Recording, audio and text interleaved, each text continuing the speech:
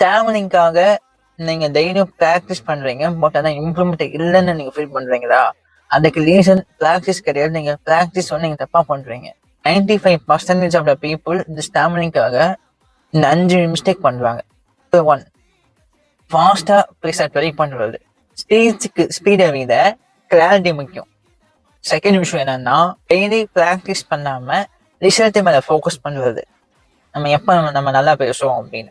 Third விஷயம் என்னன்னா, இந்த பயத்தினால நம்ம பேசுறது நம்ம ஸ்டாப் பண்ணுவோம், அவாய்ட் பண்றது. இந்த 4 விஷயம் என்னன்னா, மத்தவங்க என்னை பத்தி எல்லாத்தையும் ஜட்ஜ் பண்ணுவாங்களா, நான் ஸ்டாமினிங் பண்றேன், மத்தவங்க பார்த்து என்ன சிரிச்சிடுவாங்களா அப்படின்னு ஒரு திங்கிங்.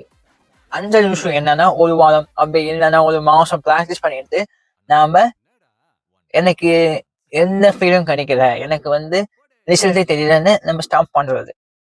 ஸோ இந்த 5 விஷயம் பத்தி நான் ஃபுல் வீடியோ பேசியிருக்கேன். அந்த வீடியோ டிஸ்கிரிப்ஷன்ல இருக்கு, நீங்க போய் பாருங்க. ஸ்டாமினிங் பத்தி ஏதாச்சும் டவுட் இருக்கு அப்படின்னு கமெண்ட் பண்ணுங்க, நான் கண்டிப்பா ரிப்ளை பண்ணுவேன். நான் உங்களை அரவிந்த், ஸ்டாமினிங் கோச்.